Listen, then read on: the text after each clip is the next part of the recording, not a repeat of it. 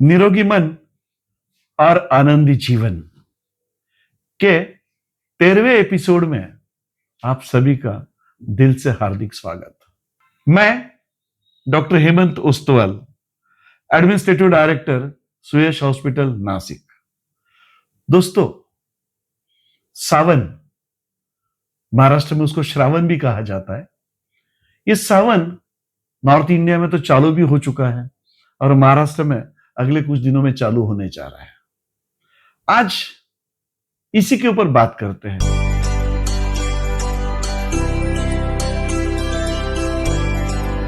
एक मरीज कुछ दिनों पहले ही मेरे ओपीडी में आया हुआ था और उसका सब जांच हो गई, उसको दवाई भी लिख के दे दी।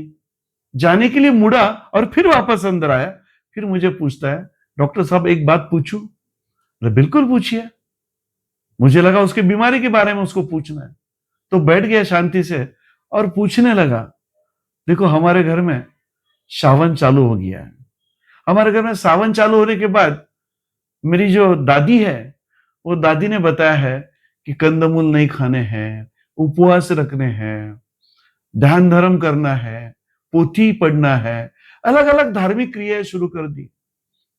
क्या इन सभी बातों का सही में अपने सेहत से, आरोग्य से कुछ संबंध है?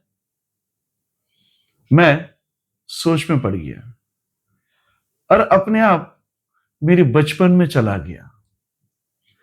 मुझे याद आया, मेरे घर में भी नानी, मेरी मां, जैसे ही सावन चालू होता था, सही मायने में सावन छोड़ो, चातुर्मासी चालू होता था, उसमें का सावन के दिन तो ज्यादा इंपॉर्टेंट है, लेकिन जैसे ही चातुर्मास चालू होता था, मेरे घर में बहुत कुछ बदलाव हो जाते थे।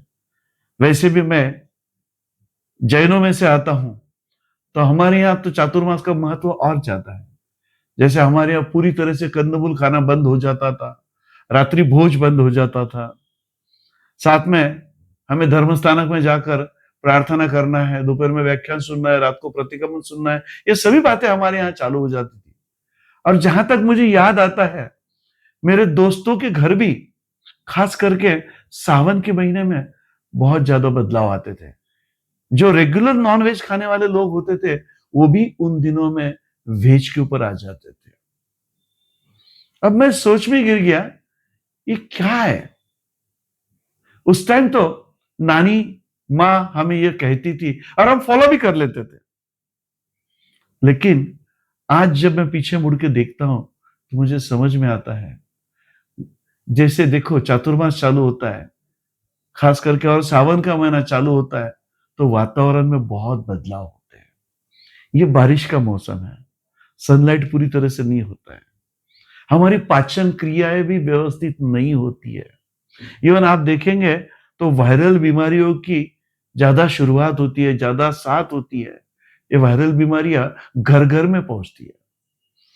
और ये सब देखते हुए हमारे पूर्वजों ने मेडिकल साइंस को उन्होंने धर्म के कैप्सूल में खिला के दे दिया है। जैसे कोई मतलब धर्म के लिए उन्होंने बताया है, पोथी पढ़िए, ध्यान करिए, ये सब बातें उन्होंने क्यों बताई है? साथ में खाने के ऊपर पाबंदियां क्यों है? क्यों कि इन दिनों पाचन क्रिया ठीक से नहीं होती थी। जब पाचन क्रिया नहीं होगी तो ज्यादा खाओगे तो चलेगा? नहीं चलेगा।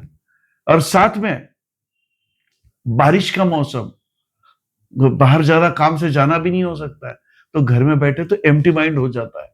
तो ध्यान धर्म, मेडिटेशन इसमें बैठी है। हमारे मन को भी उन्होंने क्या कर दिया? एंगेज कर दिया और शरीर को भी आराम दिया, जो कि अभी हमारा मेडिकल साइंस ये सब बातें ढूंढ रहा है। जैसे आपको पता होगा 2016 वर्ष 2016 का नोबेल प्राइज डॉक्टर योशिनोरी ओहोसुमी को मिला है। सब्जेक्ट क्या है? ऑटोफेगी। जो हमारी सेल्स है, शरीर के अंदर की सेल्स, हम कभी 24 घंटा फास्टिंग रखते हैं, 24 घंटा या उससे ज्यादा, तो हमारी सेल्स अपने आप अपने शरीर के अंदर की बीमारियां नष्ट करने में जुट जाती है। ये नेचुरल प्रोसेस है, ये प्रकृति का नियम है। लेकिन उसके लिए क्या करना पड़ता है? फास्टिंग करना पड़ता है, 24 घंटे से ज्यादा फास्टिंग। और ये बराबर हर धर्म में, आप किसी भी धर्म में देखिए, चातुर्मास है ही, फास्टिंग है ही। और यही मेडिकल साइंस आज ढूंढ रहा है, और उसी के लिए आज नोबेल प्राइज भी दिया गया है। हालांकि अभी तक 100% पूरा ये सिद्ध नहीं हुआ है, ये सिद्ध करने की कोशिश हो रही है। मतलब हमारी परंपरा है और विज्ञान, इनका एक क्या हो रहा है, कॉम्बिनेशन जम रहा है जैसे। और यही बातें आज प्रूव हो रही है। और इसीलिए हमारे पूर्वजों ने बहुत ध्यान से ये चीजें बनाई है। हमको क्या करना चाहिए? हमको ब्लाइंडली नहीं फॉलो करना है।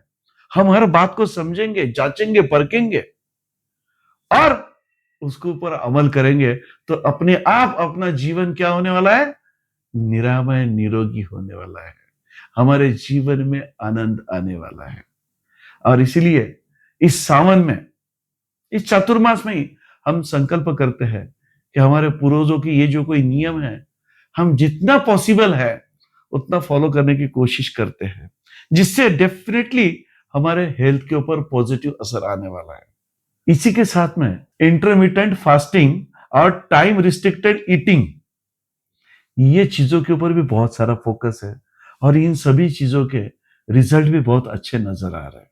हालांकि ये चीजें अभी तक बहुत बाल्यावस्था में है, लेकिन धीरे धीरे प्रूव होते जा रही है।